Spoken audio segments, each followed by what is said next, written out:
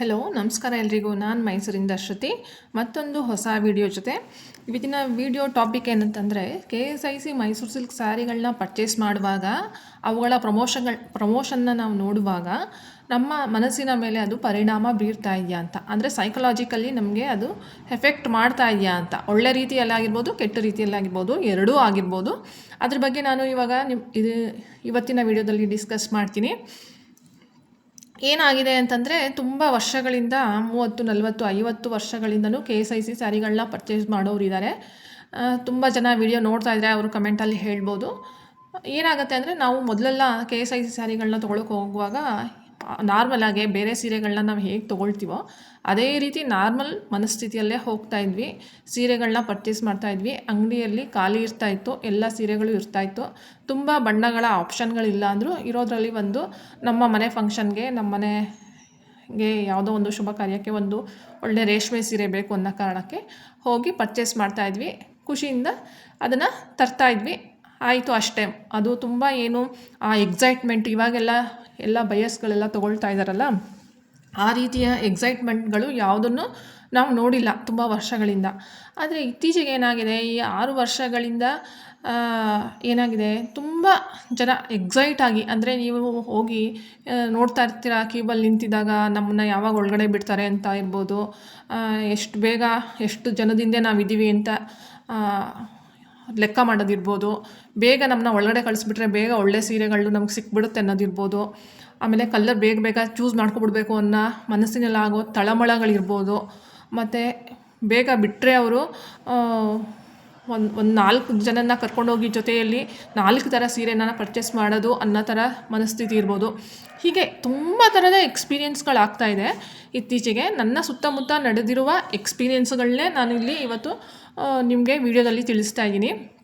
ನನ್ನ personal experience ಕೂಡ ಹೌದು. ಇತ್ತೀಚೆಗೆ ಈ ಥರ ಪ್ರಮೋಷನ್ಗಳು ಮತ್ತು ಈ ಸೀರೆಗಳ ಪ್ರಭಾವ ತುಂಬ ಮನಸ್ಸಿನ ಮೇಲೆ ಪರಿಣಾಮ ಬೀರ್ತಾ ಇದೆ, ಸೈಕಲಾಜಿಕಲಿ ಎಫೆಕ್ಟ್ ಮಾಡ್ತಾ ಇದೆ ಅಂತಲೇ ಹೇಳ್ತೀನಿ. ಯಾಕೆ ಅಂತಂತಂದರೆ, ಸೈಕಲಾಜಿಕಲಿ ಎಫೆಕ್ಟ್ ಯಾಕೆ ಮಾಡ್ತಾ ಇದೆ ಹೇಗೆ ಅದು ಅಂತಂದರೆ, ನಾವು ಬುದ್ಧಿನ ಉಪಯೋಗಿಸೋದನ್ನು ನಿಲ್ಲಿಸಿ ಮನಸ್ಸಿನ ಕೈಗೆ ನಮ್ಮ ಯೋಚನೆಗಳನ್ನ ಕೊಡೋದು. ಅಂದರೆ ಈಗ ನಾನು ಈ ಸೀರೆನ ಪರ್ಚೇಸ್ ಮಾಡಬೇಕು, ಅದು ಎಷ್ಟು ಸಾವಿರ ಆದರೂ ಪರವಾಗಿಲ್ಲ, 50,000 ಆದರೂ ಪರವಾಗಿಲ್ಲ, ನಮ್ಮ ಮನೇಲಿ ಯಾರಿಗಾದ್ರೂ ಪ್ರೆಷರ್ ಆದರೂ ಪರವಾಗಿಲ್ಲ, ಫೈನಾನ್ಷಿಯಲಿ ನಾನು ಒಟ್ಟಿನಲ್ಲಿ ಆ ಸೀರೆಯನ್ನು ಪರ್ಚೇಸ್ ಮಾಡಬೇಕು ಅನ್ನೋದು ಮನಸ್ಥಿತಿಗೆ ಬಂದುಬಿಟ್ಟಿದ್ದಾರೆ. ಈಗ ತುಂಬ ಜನ ತುಂಬ ಥರ ಸೀರೆಗಳನ್ನ ತೊಗೊಂಡು ಫೋಟೋ ಹಾಕಿರ್ತಾರೆ, ಇನ್ಸ್ಟಾಗ್ರಾಮ್ಗಳಲ್ಲಿ ಹಾಕಿರ್ತಾರೆ, ಫೇಸ್ಬುಕ್ಗಳಲ್ಲಿ ಹಾಕಿರ್ತಾರೆ. ಹೌದು, ನಾನು ಇದೇ ಥರ ಸೀರೆಗಳನ್ನ ತೊಗೋಬೇಕು ಅನ್ನೋ ಪ್ರೆಷರ್ನ ತೊಗೊಳ್ಳೋದಿರ್ಬೋದು.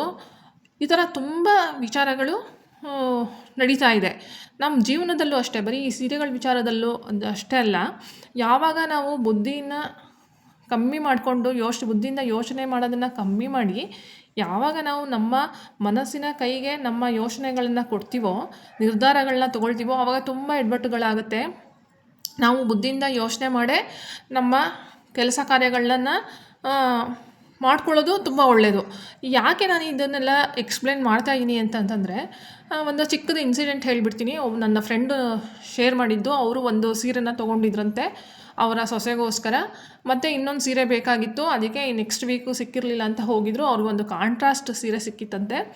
ಅವರ ಪಕ್ಕ ಇದ್ದ ಒಬ್ಬರು ಕಸ್ಟಮರು, ನಿಮಗೆ ಆ ಸೀರೆ ಬೇಡ ಅಂದರೆ ನನಗೆ, ಅವರು ಫೋಟೋದಲ್ಲಿ ತೋರಿಸಿದಾರಂತೆ, ನಿಮಗೆ ಆ ಸೀರೆ ಬೇಡ ಅಂದರೆ ನನಗೆ ಕೊಟ್ಬಿಡಿ, ನನಗೆ ಸೀರೆನೇ ಸಿಗ್ತಾಯಿಲ್ಲ, ನನ್ನ ಕನಸಿನಲ್ಲೆಲ್ಲ ಆ ಸೀರೆನೇ ಬರ್ತಾಯಿದೆ ಅನ್ನೋದು ಅವರು ಶೇರ್ ಮಾಡ್ಕೊಂಡಿದ್ದಾರೆ. ಮತ್ತು ಫೋನ್ ನಂಬರ್ನೆಲ್ಲ ಎಕ್ಸ್ಚೇಂಜ್ ಮಾಡ್ಕೊಂಡಿದ್ದಾರಂತೆ. ಅಂದರೆ ನಾವು ಬೇರೆ ಸೀರೆಗಳಿಗೆ, ಬೇರೆ ಥರ ವಿಚಾರಗಳಿಗೆ ಈ ಥರ ಮನಸ್ಸನ್ನ ಕೆಡಿಸ್ಕೋತೀವ. ಒಂದು ಕನಸಿನಲ್ಲಿ ಒಂದು ಬರುತ್ತೆ, ಏನೋ ಒಂದು ಸೀರೆ ಬರುತ್ತೆ ಅಂತಂದರೆ ಅದು ತುಂಬ ನಮ್ಮ ಮನಸ್ಸಿನ ಮೇಲೆ ಪರಿಣಾಮ ಬೀರಿದಾಗ ಮಾತ್ರನೇ ಅದು ಬರೋದು. ಅದು ಹೇಗಾಗುತ್ತೆ ಅಂತಂದರೆ, ಈ ಥರ ಸ್ಥಿತಿಗಳೆಲ್ಲ, ಆ ತಳಮಳಗಳು, ಆ ಎಕ್ಸೈಟ್ಮೆಂಟು, ಒಳಗಡೆ ಕ್ಯೂವಲ್ಲಿ ನಿಂತಿದ್ದಾಗ ಆಗೋಂಥದ್ದು ತುಂಬ ಜನಕ್ಕೆ ತುಂಬ ಥರ ಎಕ್ಸ್ಪೀರಿಯೆನ್ಸ್ ಆಗ್ತಾಯಿದೆ. ಯಾರಿಗೆಲ್ಲ ಈ ಥರದ್ದಾಗಿದೆ, ಕ್ಯೂವಲ್ಲಿ ನಿಂತ್ಕೊಂಡಾಗ ಮನಸ್ಸಿನ ಮೇಲೆ ಹಿಂಗೆಲ್ಲ ಆಗ್ತಾಯಿತ್ತು, ಅದನ್ನು ನೀವು ಕಮೆಂಟಲ್ಲಿ ತಿಳಿಸ್ಬೋದು. ಮತ್ತು ಹೀಗೆ ಈ ಥರ ಇದು ನಮಗೆ ಸೋಷಿಯಲ್ ಮೀಡಿಯಾ ಅನ್ನೋದು ತುಂಬ ಒಂಥರ ಡಿಸ್ಟ್ರ್ಯಾಕ್ಷನ್ ಮಾಡ್ತಾ ಇರುತ್ತೆ. ಯಾವಾಗಲೂ ನಮ್ಮ ಫೋನ್ನ ನಾವು ಕೈಯಲ್ಲಿ ಇಟ್ಕೊಂಡಾಗ ನಾವು ಎಲ್ಲವನ್ನೂ ನೋಡ್ಬೋದು. ಹಾಗಾಗಿ ಏನಾಗುತ್ತೆ ಅಂತಂದರೆ, ಸ್ವಲ್ಪ ತಾಳ್ಮೆಯಿಂದ ಯೋಚನೆ ಮಾಡಿದಾಗ ಸ್ವಲ್ಪ ಶಾಂತವಾಗಿ ವರ್ತಿಸಿದಾಗ ಹೌದಾ ನಮಗೆ ಈ ಸೀರೆ 50,000 ಕೊಟ್ಟು ನಾವು ತೊಗೊಳ್ಬೇಕಾ, ಒಂದು ನಾವು ತೊಗೊಂಡ್ರೆ ಅದು ಏನಕ್ಕೆ ಉಪಯೋಗ ಆಗುತ್ತೆ ಆ ಸೀರೆ, ಸುಮ್ಮನೆ ನಾವು ವಾರನೂ ಹೋಗಿ ತೊಗೊಳ್ಳೋದಾ. ಕೆಲವರು ಇದ್ದಾರೆ, ಈ ವಾರ ಹೋಗಿ ತೊಗೊಳ್ಳೋದು ಮತ್ತೆ ಮುಂದಿನ ವಾರ ಹೋಗಿ ಇನ್ನೊಂದು ಸೀರೆ ಪರ್ಚೇಸ್ ಮಾಡೋದು, ಪುನಃ ನೆಕ್ಸ್ಟ್ ವೀಕ್ ಹೋಗೋದು, ಪುನಃ ಇನ್ನೊಂದು ಸ್ಯಾರಿ ಪರ್ಚೇಸ್ ಮಾಡೋದು.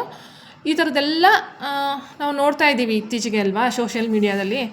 ಮತ್ತು ಹೇಗೆ ಅವರು ಹಣವಂತರಿರ್ಬೋದು, ಆರ್ಥಿಕವಾಗಿ ಅವರು ಮುಂದೆ ಇರ್ಬೋದು, ತೊಗೊಳ್ಬೋದು. ಆದರೆ ಇದು ಸಾಮಾನ್ಯ ಜನದ ಮೇಲೆ ಹೇಗೆ ಮನಸ್ಸಿನ ಮೇಲೆ ಪರಿಣಾಮ ಬೀರುತ್ತೆ, ನಮ್ಮ ಕೈಲಿ ಸಾಧ್ಯ ಆಗುತ್ತಾ ಈ ಸೀರೆಗಳನ್ನ ಅಷ್ಟು ಸಾವಿರ ಕೊಟ್ಟು ತೊಗೊಳ್ಳೋಕ್ಕೆ ಅನ್ನೋದು ಒಂದು ಪ್ರಶ್ನೆ ಆಗಿರುತ್ತೆ. ಮತ್ತು ಇನ್ನೊಂದು ಮುಖ್ಯವಾಗಿ ಏನು ಹೇಳಬೇಕು ಅಂತಂತಂದರೆ, ಈ ಸೀರೆನ ನಾವು ತೊಗೊಂಡ್ರೆ 50, 60, 30 ಸಾವಿರಗಳನ್ನು ಕೊಟ್ಟು ಪರ್ಚೇಸ್ ಮಾಡಿದ್ರೆ ಅದು ನಮಗೆ ಉಪಯೋಗ ಬರುತ್ತಾ, ಅದನ್ನು ನಾವು ಏನಕ್ಕೆ ಪರ್ಚೇಸ್ ಮಾಡಿದ್ವಿ, ಏನೋ ಒಂದು ದೊಡ್ಡದು ನಮ್ಮನೆ ಫಂಕ್ಷನ್ ಇದೆಯಾ, ಇಲ್ಲ ಅಂದರೆ ಓಕೆ ಪರವಾಗಿಲ್ಲ, ಅದು ಒಂದು ಅರ್ಥ ಇರುತ್ತೆ ಅದನ್ನು ನಾವು ತೊಗೊಂಡಿರೋದ್ರಲ್ಲಿ. ಹೋದ ವಾರ 2 ತೊಗೊಳ್ಳೋದು, ಮತ್ತು ನೆಕ್ಸ್ಟ್ ವೀಕ್ ಹೋಗಿ ಕೆಲವರು ತುಂಬ ಜನ ಆ ಥರ ಮಾಡ್ತಿದ್ದಾರೆ. ಏನು ಹೇಳ್ತಾರೆ ಅವರು ಅಂದರೆ, ಲಾಸ್ಟ್ ವೀಕ್ ಹೋಗಿದ್ದೆ, ಒಂದು ಒಳ್ಳೆ ಕಲರ್ ಸಿಕ್ಕಿತ್ತು 2, ಅದಕ್ಕೆ ಈ ಸತಿ ಮತ್ತೆ ಬಂದಿದ್ದೀನಿ, ನನಗಿವತ್ತು ಫ್ರೀ ಇತ್ತು ಅಂತ. ಇದನ್ನೇ ಹೇಳೋದು ಮನಸ್ಸಿನ ಮೇಲೆ ತುಂಬ ಪರಿಣಾಮ ಬೀರ್ತಾ ಇದೆ ಅಂತ. ನಮ್ಮ ಕೆಲಸಗಳಲ್ಲೆಲ್ಲ ಬಿಟ್ಟು ನಾವು ಅದರಲ್ಲಿ ತೊಡಗಿಸ್ಕೊಳ್ಳೋದು, ಹೋಗಿ ಕ್ಯೂಬಲ್ಲಿ ನಿಂತ್ಕೋತೀವಲ್ವ, ಅದರಲ್ಲಿ ತೊಡಗಿಸ್ಕೊಳ್ಳೋದು. ಯಾವ ಸೀರೆಗಳಿಗೆ ಈ ಥರ ಆಗ್ತಾಯಿತ್ತು, ಮನಸ್ಸಿನ ಮೇಲೆ ಪರಿಣಾಮ ಬೀರ್ತಾಯಿತ್ತು, ಬೇರೆ ಬೇರೆ ಯಾವ ವೆರೈಟಿ ಸೀರೆಗಳಿಗೆ, ಈ ಸೀರೆಗಳಿಗೆ ಮಾತ್ರನೇ ಯಾಕೆ ನಮಗೆ ಈ ಥರ ಎಫೆಕ್ಟ್ ಮಾಡ್ತಾಯಿದೆ ಮನಸ್ಸಿನ ಮೇಲೆ, ಯಾರಿಗಾರು ಇದಕ್ಕೆ ಉತ್ತರ ಇದೆಯಾ ಕಮೆಂಟಲ್ಲಿ ತಿಳಿಸಿ. ಹೀಗೆ ಹೇಳ್ತಾ ನಾನು ಈ ಒಂದು ಸ್ಮಾಲ್ ವಿಡಿಯೋನ ಮುಗಿಸ್ತಾ ಇದ್ದೀನಿ. ಮನಸ್ಸಿನ ಮಾತನ್ನು ಕೇಳೋದು ಬೇಡ, ಬುದ್ಧಿಯ ಮಾತನ್ನು ಕೇಳೋಣ ಅಂತ ಹೇಳ್ತಾ, ನನ್ನ ಚಾನಲಲ್ಲಿ ತುಂಬ ವಿಡಿಯೋಗಳಿದೆ, ಹೋಗಿ ಚಾನಲ್ನ ಚೆಕ್ ಮಾಡಿ ಅಂತ ಹೇಳ್ತಾ ಈ ಒಂದು ಸ್ಮಾಲ್ ವಿಡಿಯೋನ ಮುಗಿಸ್ತಾ ಇದ್ದೀನಿ. Thank you.